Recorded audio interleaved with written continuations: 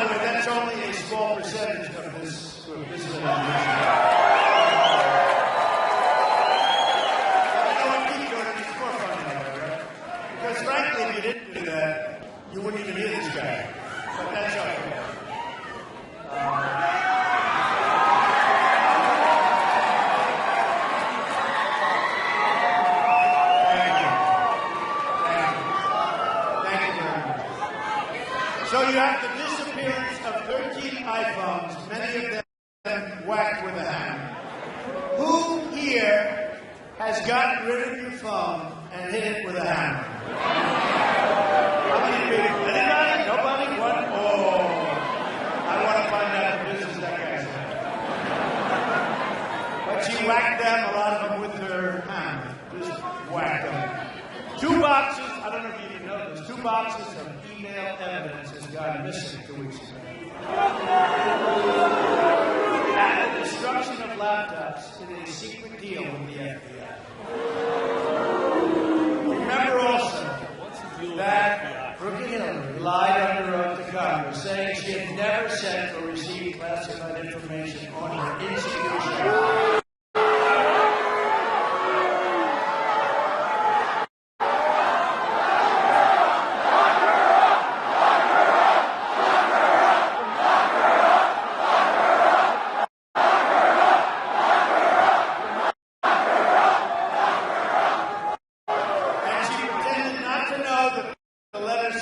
Confidential information.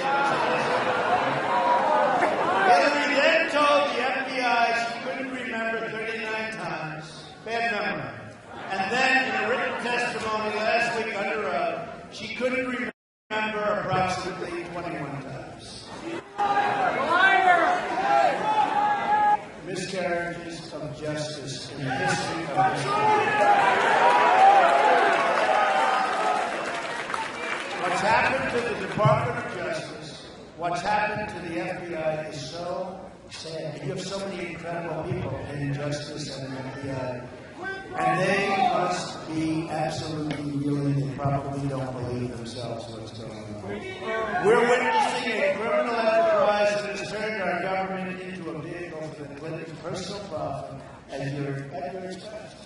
But it gets worse. It gets worse. The FBI documents that show Undersecretary of State Patrick Kennedy made a request for altering classification as part of a quid pro quo. In other words, a deal. This is felony corruption by any standard. Undersecretary Kennedy needs to resign.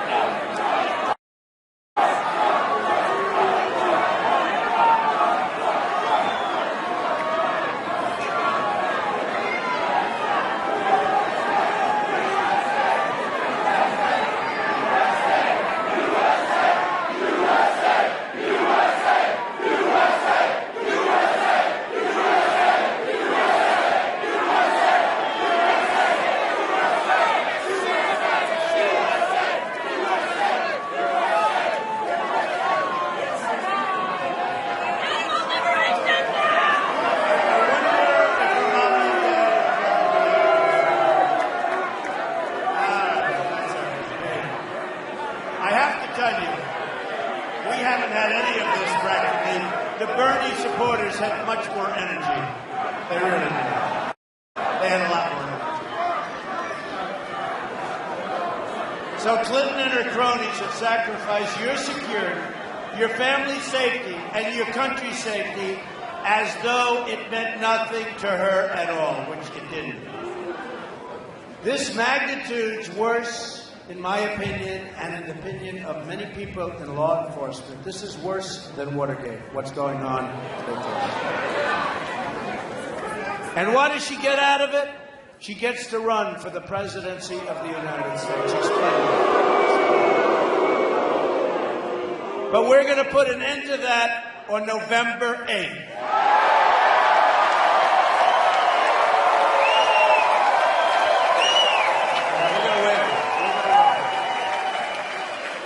Those polls were great today, but you know, they're also showing there's like an undercurrent that they can't poll. Remember when I was in the primaries? How's he doing in such and such? Well, it looks like he won't win that state. Then the next day, it's like, you win in a landslide. They say, what happened? We'll take it anyway. I mean, this is, I guess, like people don't want to say they're voting for Trump, which is okay. We'll take it any way we get it. Do you agree? We'll take it any way we get it. But there's a big, big undercurrent out there. Another series of emails shows top officials in the Clinton campaign scheming to take massive sums of money from foreign lobbyists. One of the emails from a top Hillary official said, quote, take the money with, and you know what they had, exclamation, exclamation, just take the money. This is money bundled by people registered as lobbyists on behalf of foreign governments. Remember, we're competing in a rigged election. This is a rigged election, folks. And I said it with me. Remember I won Louisiana? I said, oh, how many delegates do I get? And they showed me that my opponents had more than I said, wait a minute, what's going on here? I won the state. I went there on a Friday night. We had these massive crowds, great state, and I won the state. So a week later, I'm going over delegates, right, to Kent. And they're saying, how many? I said, wait a minute, this guy has 18, I have 9, I won the state. No, well, he didn't. No, well, that's the way the system works. I said, well, then it's a rigged system. Didn't it? But you have to say, we figured it out, right? We figured it out. But it is. And Bernie Sanders, with his, superdelegates, everything else, Bernie Sanders, I'll bet he wished he didn't endorse him. He would have been something very special in history. But we're not going to let that happen to us, okay? Not to the movement. The media is trying to rig the election by giving credence, and this is so true, by giving credence to false stories that have no validity and make it a front page. They take a story with absolutely nothing that didn't exist, and they put it in front page news because they want to poison the minds of the voters.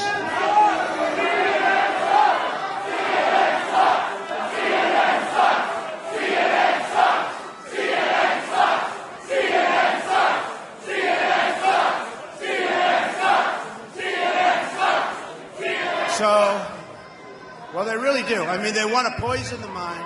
They take things and statements and put it in from 30 years ago, from 20 years ago. By the way, just so you understand, just to be very clear, events that never happened, just so you do understand that.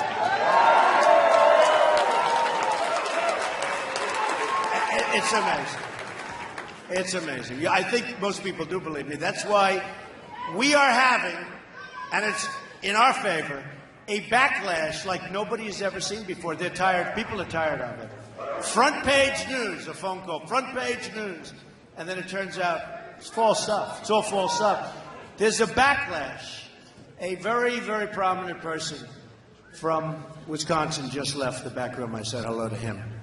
And he said, Mr. Trump, I want to thank you. You are taking abuse, the likes of which nobody that has ever run for office has taken. Very prominent person, and I really appreciate it. Who might be here somewhere?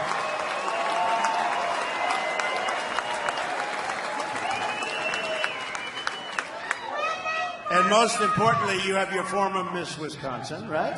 Your former Miss Wisconsin, who got out of the hospital to be with us. This is one of the greatest people you will ever, who got out of the hospital. Stay out of that hospital, will you? This is an amazing person, an amazing woman. Thank you, darling, for being here.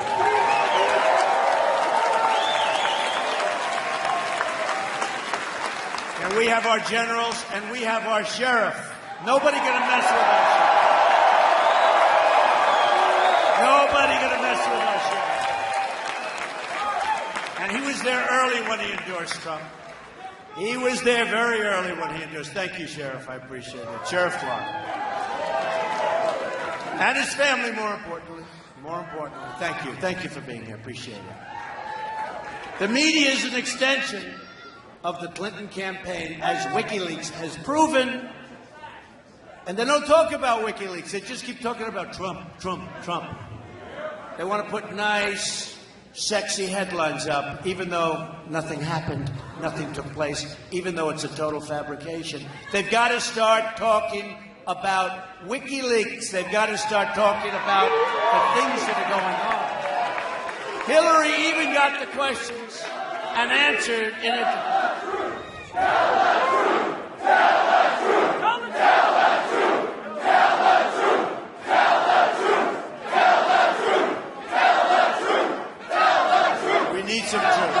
We need truth. We do need truth. You know, to make America great again, we do need some truth from these people. Because they poison the minds of voters. Not everybody understands what's happening, and by the time they do figure it out, it's too late. They're poisoning the minds of voters. Remember this, Hillary even got...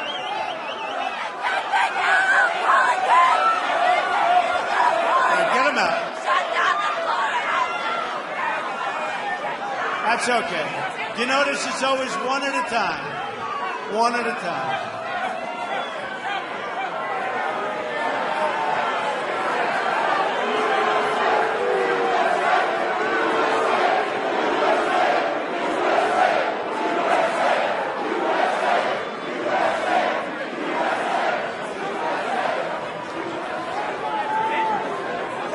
By the way, where's Diane Hendricks? Where is she? Where is she? Where is she?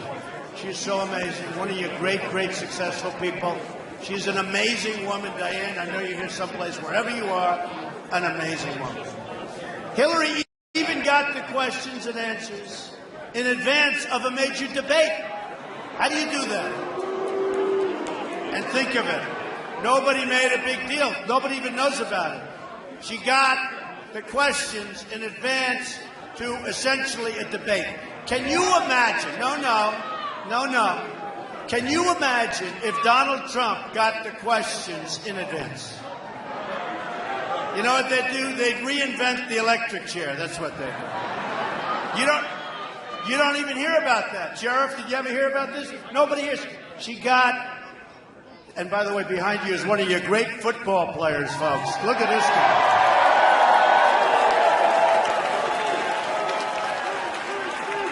And he is a man of God, I will tell you. Thank you. Thank you. One of the greats. Oh, those championships. I don't know about Green Bay this year, I think. What do you think? They're going to be okay? He says yes, they'll be okay. A new report from the Center of Public Integrity shows that 96% of so-called journalists or reporters who made presidential donations this circle gave their money, gave themselves, gave everything to crooked Hillary Clinton. Can you believe it? They even want to try to rig the election at the polling booths. And believe me, there's a lot going on. You ever hear these people? They say there's nothing going on. People that have died 10 years ago are still voting. Illegal immigrants are voting. I mean, where are the street smarts of some of these politicians? They don't have any, right? So many cities are corrupt and voter fraud is very, very common. The following information comes straight from Pew Research. Quote, approximately 24 million people, one of every 8, voter registrations in the United States are no longer valid or significantly inaccurate. 1 in 8.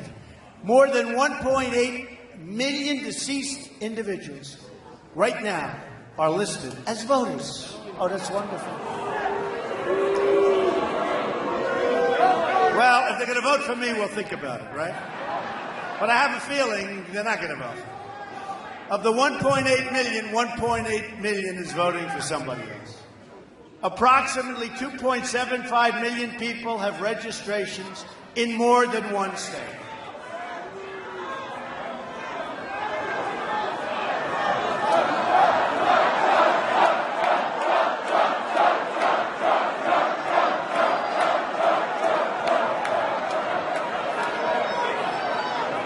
Do we love our police? Do we love our police? Law enforcement.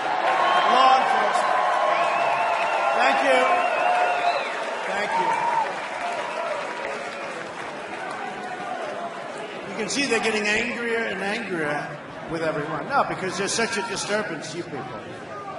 Then there's the issue of illegal immigrants voting. The following comes from a 2014 report from the Washington Post. This article was entitled, Could Non-Citizens Decide the November Election? Here are some extras. More than 14% of non-citizens in both 2008 and 2010 samples indicated that they were registered to vote. Oh, isn't that wonderful? Because non-citizens tend to favor Democrats, to put it mildly, Obama won more than 80% of the votes of non-citizens in the 2008 sample. You don't read about this, right? They don't tell you about this. Your politicians don't tell you about this when they tell you how legitimate all of these elections are. They don't want to tell you about this. We find that this participation was large enough to plausibly account for Democratic victories in various close elections, okay? All right? Non-citizen votes could have given Senate Democrats the pivotal 60th vote needed to overcome filibusters in order to pass health care reform, and many other reforms, and other Obama administration priorities. Now, it continues, it is possible that non-citizen votes were responsible for Obama's 2008 victory in North Carolina. Obama won this state by 14,000 votes, so a turnout by 5.1% of North Carolina's adult citizens, and by the way, we're doing great in North Carolina. But we don't want non-citizen voters, if that's okay. Is that all right to ask? It could have provided his margin of victory. Our system is also rigged by the donors, giving hundreds of millions of dollars to Hillary Clinton's campaign. And again, I will have spent over $100 million on my campaign. I am controlling myself. I'm working for you folks. I'm working for you.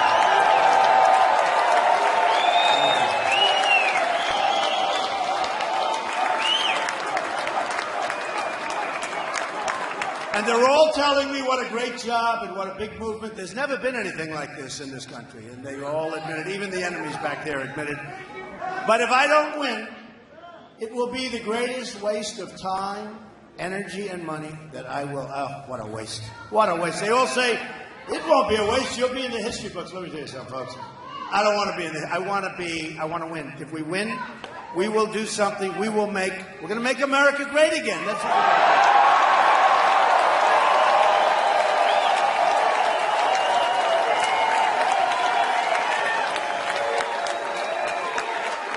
The reason Hillary Clinton pushes for job-killing NAFTA, or Trans-Pacific Partnership, which you cannot let happen, it's a disaster.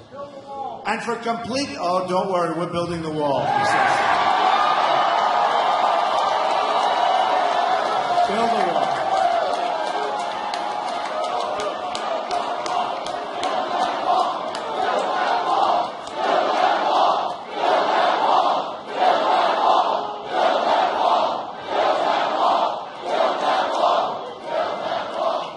Who is going to pay for the wall? 100%. By the way, I'm not kidding, 100%. All of these partnerships and for completely open borders. She wants open borders. She wants people to pour across our borders. We won't have a country, folks. Is because her international donors control every single move she makes. If we let the Clinton cartel run this government, history will record that 2017 was the year America lost its independence. So important. We will not let that happen. It is time.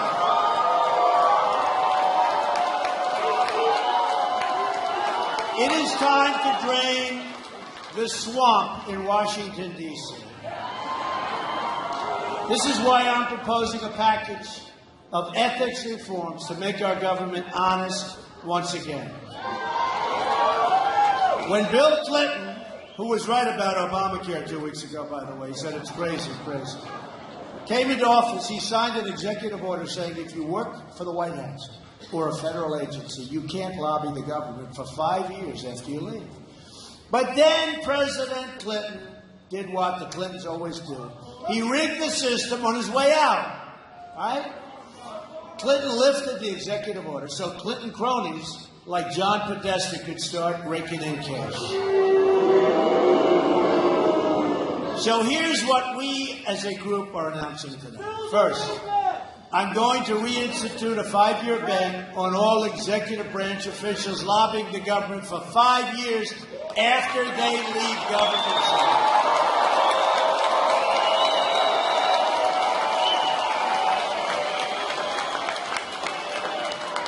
I'm going to ask Congress to pass this ban into law so that it cannot be lifted by executive order, right? Second, I'm going to ask Congress to institute its own 5-year ban on lobbying by former members of Congress and their staffs. It's enough. Third, I'm going to expand the definition of lobbyists so we close all the loopholes that former government officials use by labeling themselves consultants, advisors, all of these different things, and they get away with murder. Not gonna happen. Fourth, I'm going to issue a lifetime ban against senior executive branch officials lobbying on behalf of a foreign government.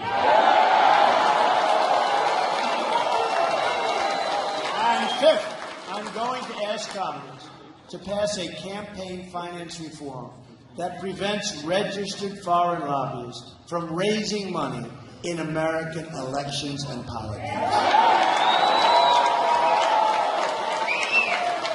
This will go a long way to ending our government corruption, but we will end economic stagnation also, and that will help. My plan for the economy can be summed up in three very beautiful words: jobs, jobs, jobs. Jobs. They're taking our jobs away. They're going to Mexico. They're going all over the place. We're going to keep our companies here, folks. They're not leaving. If they want to leave, there will be consequences. You understand. And they won't leave. When they hear there's consequences, they're not leaving. Believe me, they're not leaving. Our politicians have worked for years to try and keep our companies. It's so easy. It's so easy. You want to leave, you want to build whatever you want to build, cars. Ford is leaving. Carrier's leaving. So many companies. There's so many. You know, we lost 70,000 factories.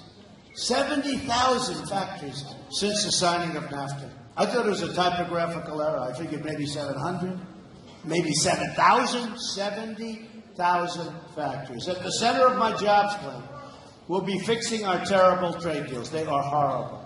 47 million Americans are in poverty, and 45 million Americans are on, right now, food stamps. We have nearly an $800 billion annual trade deficit in goods with the rest of the world, and the worst so-called recovery by far since the Great Depression. Did you see the jobs numbers the other day? Horrible.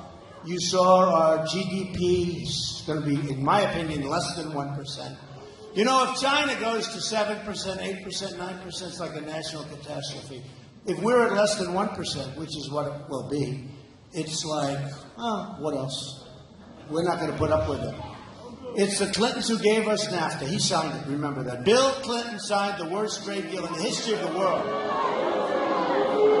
And the Clintons who gave us China's entry into the World Trade Organization. Here in Wisconsin, do we love Wisconsin?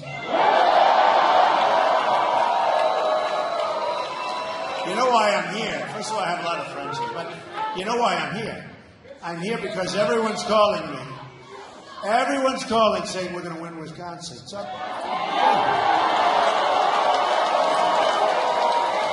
it's not so traditional.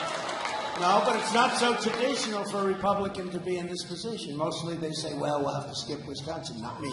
We're going to win Wisconsin. So, companies like Briggs & Stratton has cut thousands of manufacturing jobs and moved them where? To China. GE Healthcare recently closed its Milwaukee location and shipped those jobs to Mexico. Did you know that, Sheriff? They just closed up. That's a lot of jobs they shipped over to Mexico. Johnson Controls shuttered its plants in Milwaukee, and West Alice, and moved the jobs to Mexico, and moved the jobs to China, and moved the jobs all over the place except to here. The list goes on and on. Many, many companies leaving Wisconsin, leaving everywhere. They're leaving our country. We are living through the single greatest jobs theft in the history of the world. It's true. Our companies are being raided. Our jobs are being let go.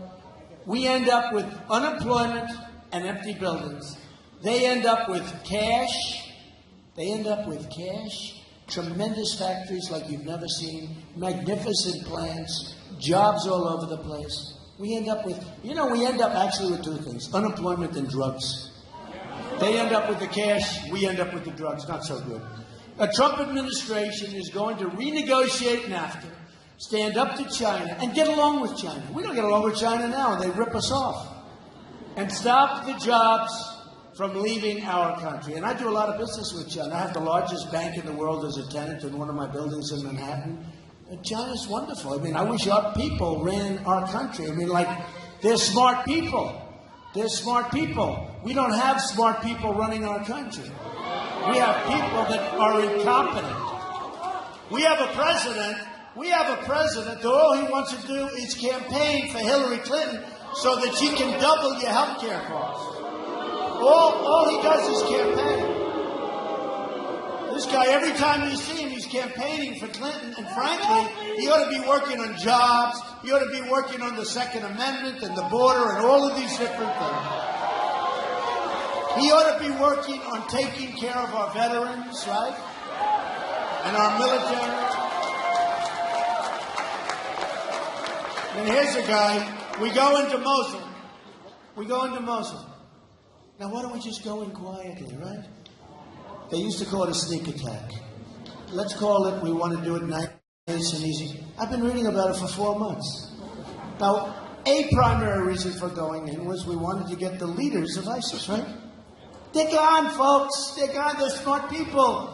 They read the same newspapers and articles that we read. They said, hey, they're going to attack Mosul in 4 months. Let's get the hell out of here. They're all over the place. How stupid are our people? Can you imagine the great General George Patton and General MacArthur? I really had a lot of this. You know what they're doing, right? They're spinning in their grave. And I see we will be attacking sometime next week. I've been reading about this for months. And honestly, a big part I've always heard. And I always used to wonder why they don't go in. But I meant like quietly, bum, right? Surprise. Remember they used to call it the element of surprise. Now our element of surprise is in 4 months, we will be attacking Mosul. I wonder what General Flynn, what our generals think about that. Not too good. Not too good. I can tell you what General Flynn thinks of it. As part of our plan to create at least 25 million jobs in 10 years, we're going to lower our business tax from 35% to 15%.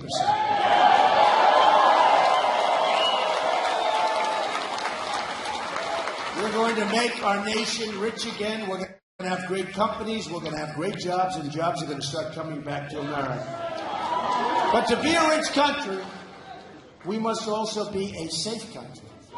National security begins at the border.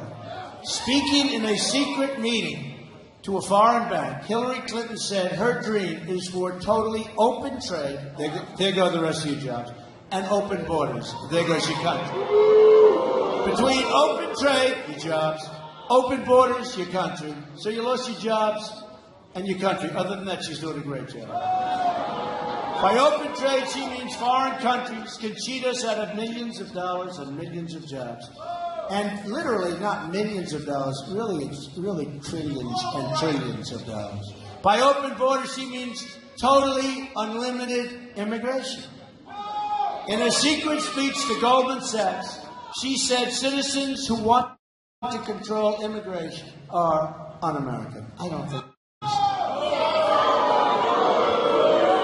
Deplorable, right? Irredeemable. Irredeemable. He's a deplorable guy. Looks good to me.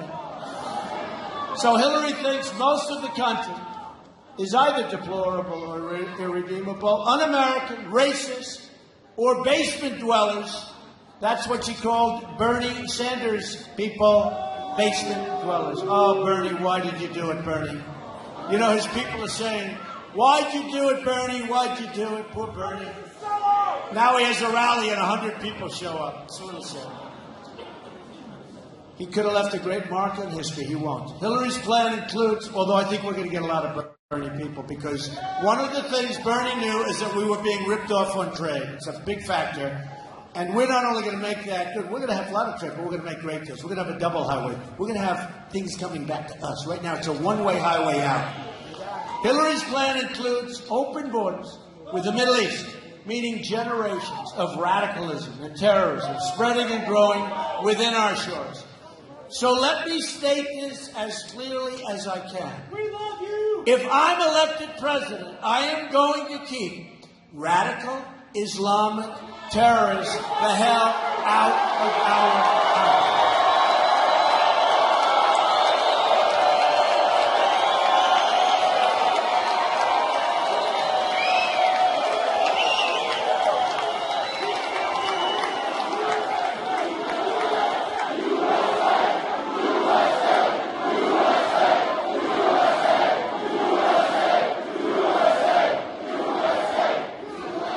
won't even use the term, and neither will she. We will also stop the crisis of illegal immigration. Have to do it. A Trump administration will secure and defend our borders. And yes, we will build the wall that we just talked about, and you will be, when we got the endorsement of all of the Border Patrol agents, 16,500, and ICE last week, ICE endorsed it.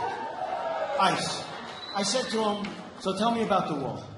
I mean, who knows better than these people? They said, we need the wall, Mr. Trump. We need the wall. We're going to stop drugs from pouring into our country and poisoning our youth.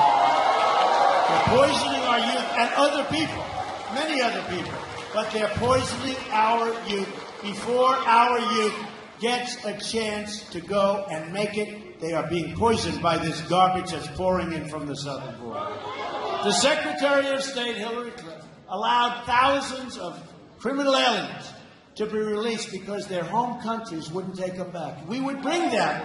We would have a murderer. We would have a drug lord. We would have the head gangs and gang members. We'd bring them back to their country. They intelligently said, we don't want them. Take them out. And our guys would say, oh, yes, okay. And Hillary Clinton never forced these criminals back into their own countries without. And I guarantee you, not one time as president will you see that happen. Not one time. There will be no times when we don't take these people and put them into their country where that country's telling us, take them back. We don't want that murderer. That country is taking their people back. There's a reason to hear. If you remember, a long time ago, I said, they're forcing some of the people in. Let me tell you, we have some people in this country that are bad dudes. We're getting them out. We're bringing them back to the country they came from. And the country is going to take them. The ICE office, in their endorsement of me, described Hillary's proposal as, quote, the most radical immigration proposal in United States history. Here is a summary of Hillary's sanctuary cities. Social Security, Medicare, and lifetime welfare for illegal immigrants by making them all citizens. And in many cases, they're being treated better than our great veterans. Remember that. And we're not going to allow it. Obamacare for illegal immigrants. No deportation of visa overstays. Expanding catch and release on the border. You catch them, hey, go ahead, do whatever you want. Catch, it's called catch and release. Expanding President Obama's unconstitutional executive amnesty, including instant work permits for millions of illegal workers. Freeing even more criminal aliens by expanding Obama's non-enforcement directives. And she wants a 550 increase in Syrian refugees to come into this country. Expanding President Obama's unconstitutional executive amnesty, including instant work permits for millions of illegal workers. Freeing even more criminal aliens by expanding Obama's non-enforcement directives. And she wants a 550% increase in Syrian refugees to come into this country. And we know nothing about it. And that's over Obama's number. Either we win this election or we lose our country. I mean that. I really believe this is the last time. This is it, folks. This is it. I really believe this is the last shot we have. I sort of felt it last time. This time I don't just feel it, I know it. Under a Trump administration, it's going to be America first. America first.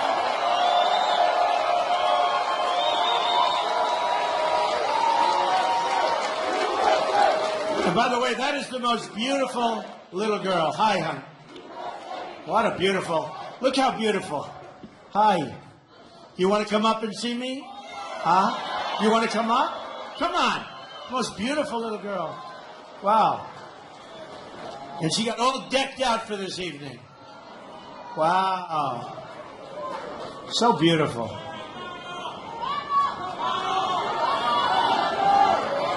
Oh, come on. Okay, just no more, though.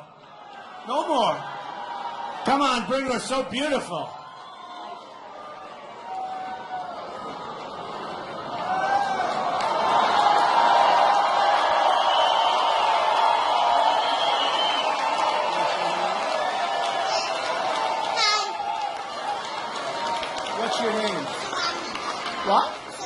Oh, that's say it. My name's Salamnish. And you know that where are your parents? Where are your parents? Wow, congratulations. What a job. What a beautiful person you are.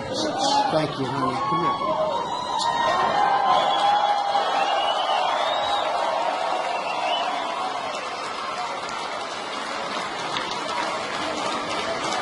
Boy, they did a good job. Come on up here.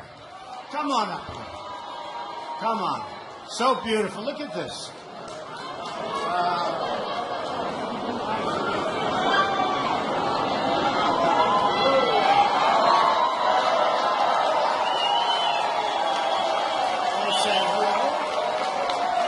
Hello. What's your name? Bronson. Bronson. And you love Wisconsin? Say yes. Yes.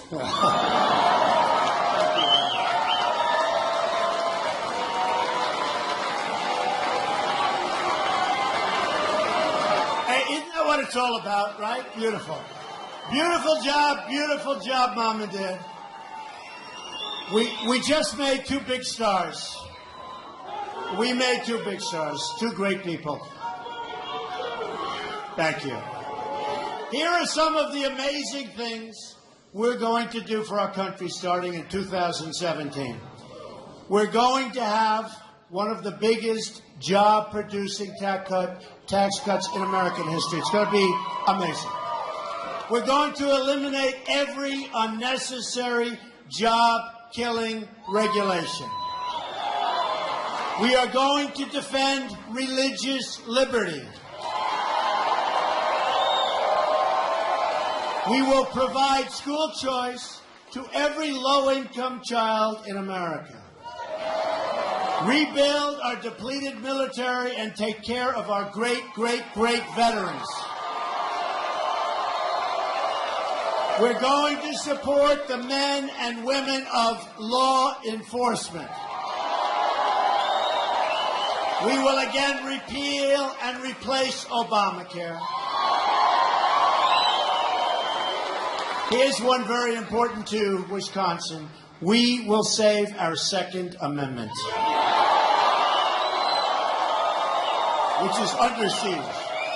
And we will appoint justices to the United States Supreme Court who will uphold and defend the Constitution of the United States. You have 22 days to make every dream you've ever dreamed for yourself and your family come true. On November 8th, the arrogance of Washington, D.C. will come face to face with the righteous verdict of the American voter, which is you. I'm going to fight for every citizen of every background from every stretch of this nation. I'm going to fight for every child living in poverty. We have so much poverty in this country, which is so hard to believe. I'm going to fight for every mom who lost her child to illegal immigration and drugs and gang violence. I'm going to fight for every community whose jobs and dreams have been ripped out and shipped to other countries. So many. I'm going to fight for every person in this country who believes government should serve the people, not the donors and special interests.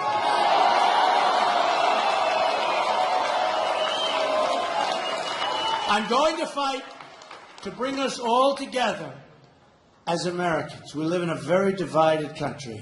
We're not going to live in a divided country much longer. There's going to be spirit. We're going to get along.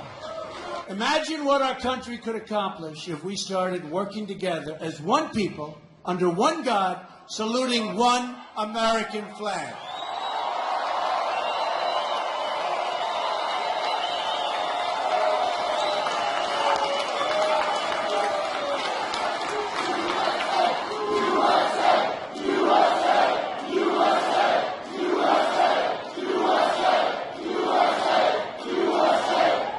I'll tell you, Wisconsin loves this country. You really do. You people are amazing, amazing. In 10 and 20 and 30 and 40 years, you're going to look back at this rally for the rest of your life. You're going to remember this day. This is a movement like nobody in this country has ever seen before. You're going to look back at this election and say, this is by far the most important vote I've ever cast for anyone at any time. Because once again, we're going to have a government of, by, and for the people.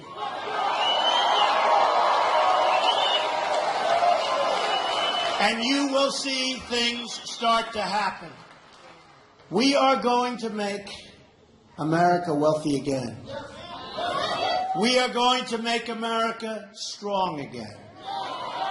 We are going to make America safe again. And we are going to make America great again. Thank you. Thank you.